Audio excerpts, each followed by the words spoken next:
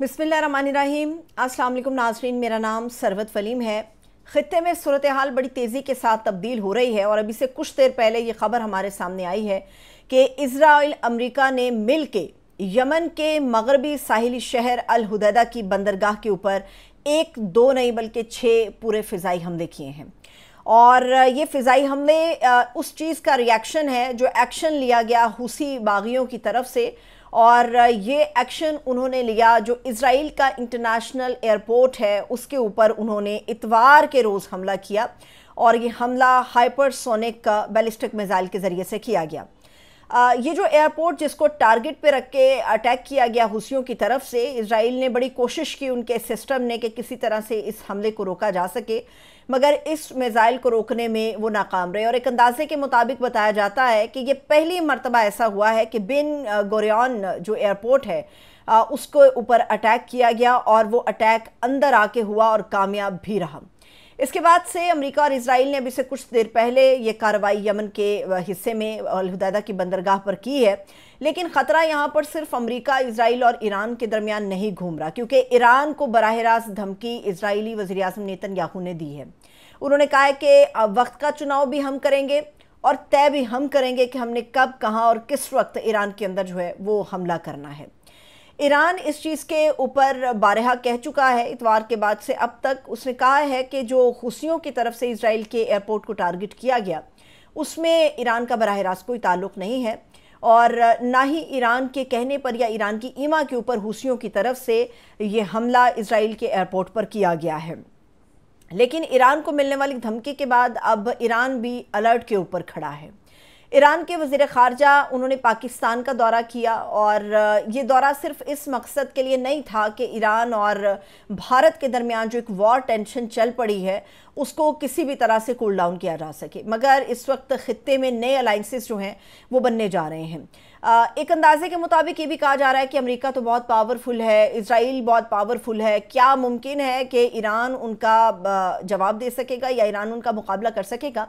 Iran के पास उतनी क़ुव्वत मौजूद नहीं है, लेकिन कुछ चीज़ें ऐसी हैं जो कि ईरान को एक इम्तियाज़ी हैसियत में दुनिया के सामने खड़ा करती हैं, और यही वजह है कि ईरान, अमेरिका हो या इज़राइल, उनकी आंखों में आंखें डालकर बात करता है। ईरान के पास कुछ ऐसी चीज़ें अभी भी मौजूद हैं जिनकी तादाद में इजाफा तो मुमकिन है, मगर कमी के बारे में कुछ भी अगर कहा जाए तो वो बिल्कुल मुगालता होगा, वो दुरुस्त बात नहीं होगी। जो लोग ये समझते हैं, या अमेरिका या इज़राइल का ये जो बयानिया है कि यमन के हुसी जो हैं वो ईरान के साथ गठजोड़ के साथ आगे बढ़ रहे हैं, तो दर हकीकत ऐसा नहीं है। ईरान एक ख़ास मसलिक के तहत आगे बढ़ता है और उन्हीं लोगों को वो सपोर्ट भी करता है, उन्हीं ग्रोहों को वो सपोर्ट करता है, और उन ग्रोहों का यमन से भी ताल्लुक़ है, और दुनिया की दीगर ऐसे ममालिक हैं जहाँ पर उनका ताल्लुक़ है तो उसी मसलिक को या उसी एक ग्रोह को वो सपोर्ट करता है। हुसी एक बिल्कुल अलग मसलिक से, उनका एक तरीक़ेकार बिल्कुल अलग है ईरान से, तो वो उनके साथ नहीं जा सकते। लेकिन हुसी और ईरान सिर्फ इस एक मामले पर एक साथ जुड़े हैं कि वो अपने सियासी हरीफ को ज़ेर करने के लिए एक दूसरे की मदद करते हैं। लेकिन इस हमले के पीछे ईरान का ना तो कोई हाथ था, और ईरान इस बारे में कह चुका है। लेकिन क्या हो अगर अमेरिका ऐसा करे तो ईरान क्या करे, क्योंकि ईरान की तरफ से भी ये धमकी दी गई है कि अमेरिकी अड्डे उनके बिल्कुल निशाने पर हैं।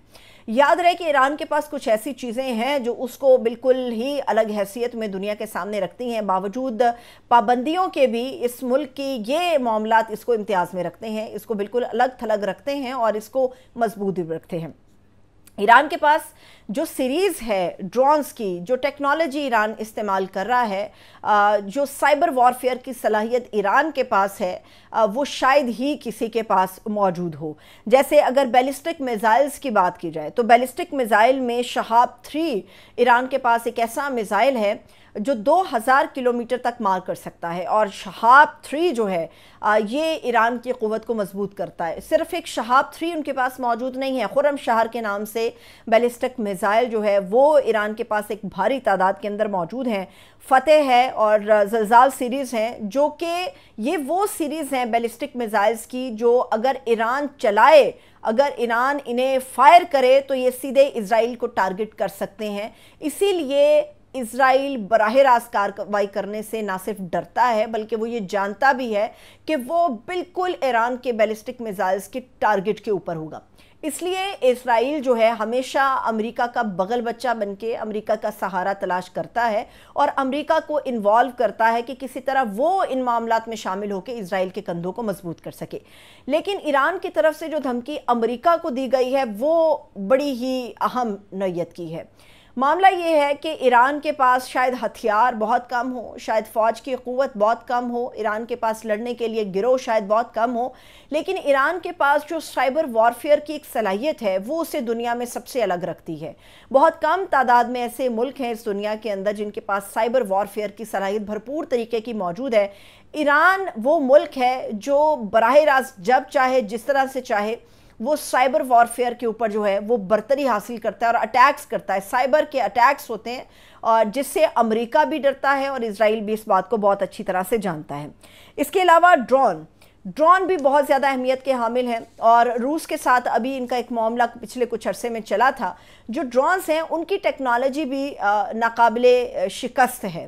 ڈرون کے اندر ان کے پاس شاہد سیریز ہیں. شاہد سیریز کے اندر 2 ایسے ڈرونز آتے ہیں جو ایران کے لیے بہترین ٹیکنالوجی کے حساب سے سمجھے جاتے ہیں. اس میں شاہد سیریز میں 129 ہے اور 136. یہ 2 ایسے ڈرونز کی ٹیکنالوجی ہے جو ایران کو مضبوط کرتی ہے اور ایران نے اور روس نے پچھلے کئی دنوں میں اس معاملے کے اوپر جو ہے نہ صرف آپس میں تعاون کیا بلکہ یہ بتایا جاتا ہے ایک اندازے کے مطابق کہ روس نے یوکرین کے اگینسٹ جو ڈرونز استعمال کیے یا ڈرون جو حاصل کیے وہ ایران سے انہوں نے حاصل کیے جنہیں انہوں نے یوکرین کے خلاف استعمال کیا.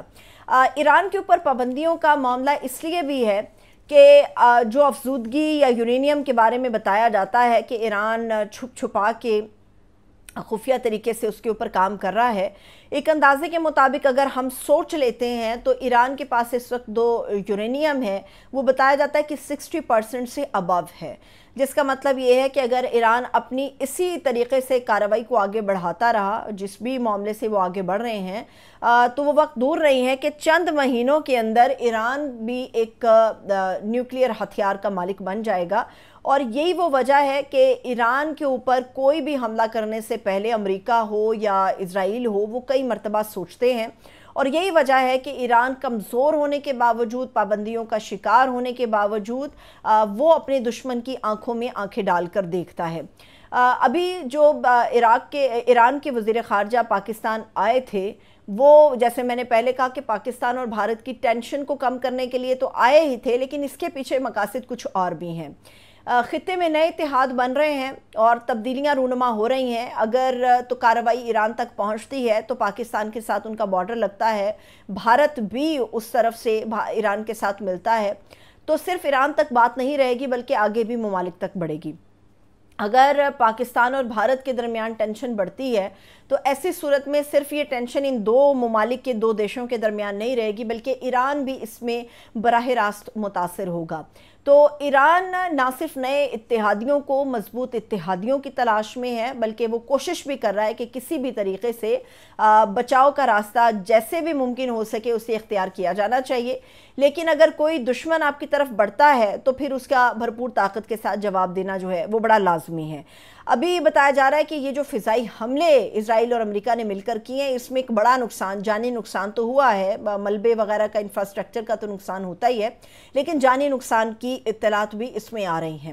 ایران اس معاملے سے پیچھے ہٹ گیا ہے لیکن جو حوثی ہیں وہ اس ایکشن کے اوپر ری ایکشن کرنے کا نہ صرف ارادہ رکھتے ہیں بلکہ تیار بھی ہیں. اور ان کا حوصلہ صرف اس چیز سے اور بھی بڑھ گیا ہے کہ جو ہائپرسونک بیلسٹک میزائل انہوں نے فائر کیا اسرائیل کے ایئرپورٹ کے اوپر، جو انٹرنیشنل ایئرپورٹ ہے، بہت مصروف ایئرپورٹ سمجھا جاتا ہے وہ اسرائیل کا، اگر تو اسرائیل کی ٹیکنالوجی اسے نہیں فیل کر سکی، اسے نہیں روک سکی، تو اس کا مطلب یہ ہے کہ اب حوثیوں کے پاس ایک نہیں متعدد ایسے موقع آئیں گے کہ وہ غزہ کے فلسطینیوں کی حمایت کے اندر اسرائیل کو ٹارگٹ کر سکتے ہیں.